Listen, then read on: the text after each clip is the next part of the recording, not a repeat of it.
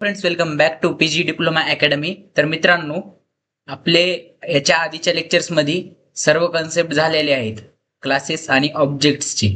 जर तुम्हाला दाखवायचं जर झालं तर आपल्या जवळ सिलेबस दाखवतो तुम्हाला. हे पहा, क्लासेस आणि ऑब्जेक्टचे सर्व टॉपिक झालेले आहेत आपली. आणि यामध्ये ह्याच्या आधी आपण memory allocation for objects, memory allocation ऑब्जेक्टसाठी कशी होते ते आपण बघितलंय. आणि ॲरे ऑफ ऑब्जेक्ट पण आपण याच्यामध्ये घेतलेला आहे. हा ॲरे ऑफ ऑब्जेक्ट युनिट 2.2 चा हा पण टॉपिक आपण घेतलेला आहे. आता इथून पुढे आपण हे टॉपिक सुरू करणार आहोत. Inline function, static data members, त्यानंतर तुमचे स्टॅटिक मेंबर फंक्शन्स, त्यानंतर फ्रेंड फंक्शन्स कोणते कोणते हे बघणार आहोत. हे ॲरे ऑफ ऑब्जेक्ट आपण बघितलेलाच आहे, ती बी पुन्हा तुम्हाला जर सांगायचं असेल तर रिपीट करून सांगतो मी. कन्सेप्ट ऑफ कन्स्ट्रक्टर बघणार आहोत आणि त्यासोबतच डिस्ट्रक्टर बी बघणार आहोत. कन्स्ट्रक्टर ओव्हरलोडिंग, त्याचे टाइप्स बघणार आहोत आणि default constructor with default argument हे सुद्धा बघणार आहोत. ह्या सर्व गोष्टी आपण या युनिटच्या माध्यमातून बघणार आहोत. तर मित्रांनो, हा युनिट सुरू करण्याच्या आधी मला या क्लासेस आणि ऑब्जेक्टचा एक डिफरन्स तुम्हाला तुमच्या पुढे मांडायचा आहे. जे की मी तुम्हाला सांगितलं होतं की क्लास तुमचा थोडा बहुत स्ट्रक्चर सारखा आहे. म्हणजे क्लासचे प्रोग्राम थोडे बहुत स्ट्रक्चरला हे होतात, सिमिलर आहेत, स्ट्रक्चर सोबत सिमिलर आहेत क्लासचे प्रोग्राम्स. त्याच्यानं मी तुम्हाला काय सांगितलं होतं की युनिट 2 च्या आधी तुम्हाला मी ह्याचे प्रोग्राम्स दिलती स्ट्रक्चरची, आणि त्यानंतरनीच मी युनिट 2 ला सुरुवात केली. युनिट 2 च्या सुरुवातीला मी तुम्हाला एक असा व्हिडिओ बनविला की see these programs, solve these programs before we start unit 2. म्हणजे युनिट 2 ची सुरुवात करायच्या आधी तुम्हाला हे प्रोग्राम्स मी सांगितले होते, ज्याच्यामध्ये मी तुम्हाला स्ट्रक्चरचं सांगितलं होतं. तर ते कामून सांगितलं होतं कारण की क्लासचे स्ट्रक्चरचे सिमिलरचे प्रोग्राम आहेत. जसा तुम्ही स्ट्रक्चर डिक्लेअर करतात तसाच तुम्ही क्लास बी डिक्लेअर करतात. त्यामुळे आजच्या लेक्चरच्या निमित्ताने आपल्याला डिफरन्स बिटवीन स्ट्रक्चर आणि क्लास हे बघायचं आहे. मित्रांनो, हा प्रश्न असं तेवढा इम्पॉर्टंट तर नाही आहे, पण एखाद्या वेळेस हे एक्झाम मध्ये येऊ शकतो आणि ते तुम्हाला माहिती असलं पाहिजे की क्लास आणि स्ट्रक्चर मध्ये डिफरन्स काय आहे, दोन्ही मध्ये काय गॅप्स आहेत, काय डिफरन्स आहे ते बघून घेऊया. आता आपण स्ट्रक्चर एकीकडे मांडायचं आणि क्लास एकीकडे मांडायचं. जर आला तर 2 मार्कासाठी किंवा 4 मार्कासाठी, 6 मार्कासाठी हा क्वेश्चन येणार नाही. पहिला पॉईंट बघूया. स्ट्रक्चर काय आहे? It is a collection of different type of data. Structure मध्ये आपण different type of data store करू शकतो. मित्रांनो, या स्ट्रक्चरच्या मध्ये डिफरंट टाईप ऑफ डाटा, जसं की इंटिजर, फ्लोट, कॅरेक्टर, हे डिफरंट डाटा टाईपचे डाटा आपण त्याच्यामध्ये स्टोअर करू शकतो स्ट्रक्चर मध्ये. आणि class is a collection of data and function. Function आणि डेटाचं कलेक्शन आहे कोण? क्लास.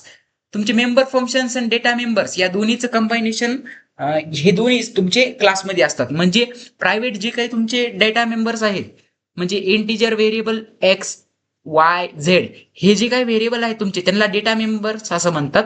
आणि ते डेटा आणि फंक्शन हे तुमचे कंबाईन करून तुमचा क्लास होतो. मित्रांनो, क्लास कशाचं कलेक्शन असतो? डेटा अँड फंक्शनचा. समजत आहे? Struct keyword is use, structure मध्ये स्ट्रक्ट कीवर्ड यूज होतो आणि क्लास कीवर्ड इज यूज क्लासमध्ये. क्लासमध्ये आपण काय करतो? कोणता कीवर्ड वापरतो? क्लास कीवर्ड वापरतो. आणि इथं स्ट्रक्चर मध्ये स्ट्रक्ट कीवर्ड वापरतो. Structure variable can be created. स्ट्रक्चरचा व्हेरिएबल आपण क्रिएट करतो, पण क्लासचा व्हेरिएबल काय असतो? ऑब्जेक्ट असतो. क्लासचा variable called as object.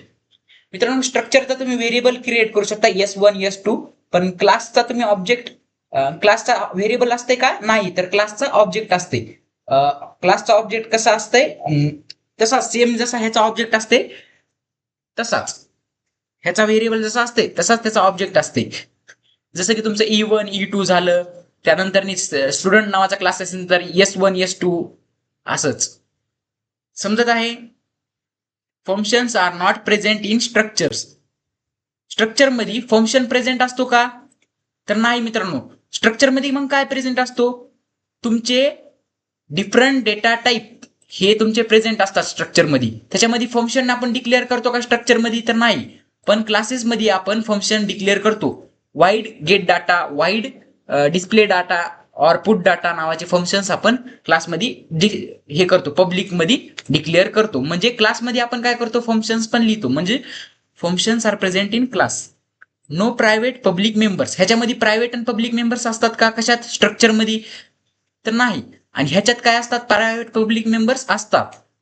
Member can be declared as private, public, protected. तिन्ही पण ऍक्सेस स्पेसिफायर और विजिबिलिटी मोड्स नुसार आपण त्यांना डिक्लेअर करू शकतो मेंबर्सला. डेटा मेंबर्स किंवा member functions. Data is not hidden. ह्याच्यामध्ये काय असतो? डेटा हिडन नसतो. आणि इकडं क्लासेसमध्ये डेटा इज हिडन. मित्रांनो, तुमचा क्लासेसमध्ये डेटा हिडन आहे म्हणून तर क्लास हा स्ट्रक्चर पेक्षा भारी आहे. आता सपोज तुमचा मोबाईल आहे, त्याच्यामधला डेटाच तुमचा हिडन नसेल, सपोज त्याच्यावरती तुमचा पासवर्डच नसेल. एक मोबाईल आहे तुमचा, त्याच्यावरती तुमचा पासवर्डच नसेल. एक मोबाईल आहे त्याच्यावरती तुमचा पासवर्ड नसेल आणि दुसरा मोबाईल आहे त्याच्यावरती तुमचा पासवर्ड असेल, तर मोर सिक्युरिटी कशाला होईल तुमच्या या दुसऱ्या मोबाईलला? आणि मित्रांनो, म्हणूनच जिथं डाटा हिडन असेल, जिथं तुमचा डाटा लपलेला असेल, डाटा तुमचा हिडन असेल, तिथं तुमची मोर सिक्युरिटी राहील.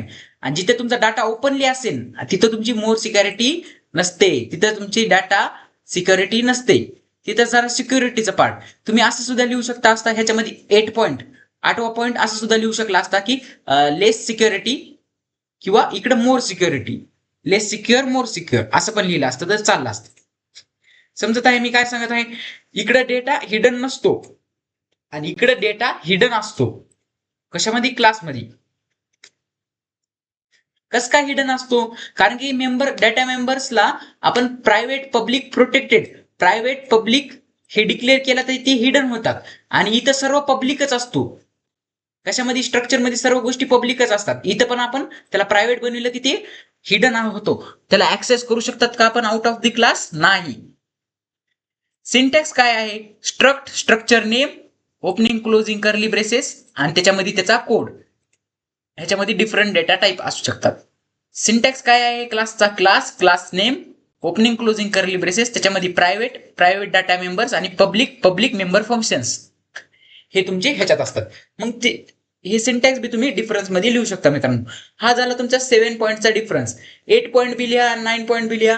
तुम्हाला जेवढे पॉईंट लिहायचे तुम्हाला तेवढे पॉईंट लिहा. आता 2 मार्क्स साठी तुम्हाला असं नाही किंवा 8 पॉईंट लिहा, 7 पॉईंट लिहा, एवढे पॉईंट लिहायची गरज नाही. 2 मार्कासाठी जर क्वेश्चन आला तर, सपोज तुमचा 4 मार्क्स साठी क्वेश्चन आला तर तुम्ही जास्ती पॉईंट लिहा. 8 पॉईंट तर कमीत कमी लिहा. 2 मार्क्स साठी आला तर 4 पॉईंट लिहा, जेणेकरून तुम्ही एक सेफ साईडनी चलता. जर 2 मार्क्स साठी आलं तर 4 पॉईंट. नाहीतर तुम्ही काय करता? 2 मार्क्स साठी म्हणून 2 पॉईंट लिहिता, तर हे चालणार नाही. कारण की छोटे छोटे पॉईंट आहेत आणि तिथं जर तुम्ही 2च पॉईंट लिहिले तरी तुम्हाला मार्क देणार नाही. एखादा एक्झामिनर हा तुम्हाला मार्क देणार नाही. तसं तर मार्क द्यायला पाहिजे. 2 मार्क्स साठी 2 पॉईंट हे लिगल आहे, पण ते एक्झामिनरच्या मनात जस्ट त्याची ओपिनियन राहतो आणि जस्ट त्याच्या पद्धतीने तो एक्झामिनर चेक करीत राहतो. मित्रांनो, म्हणून सांगत आहे तुम्ही एक सेफ साईडनी चलत चला. कारण की छोटे छोटे पॉईंट आहेत. 4 पॉईंट 2 मार्कसाठी लिहिले तरी चालते आणि 4 मार्कासाठी 8 पॉईंट हे तुम्हाला कुणीही सांगत नाही.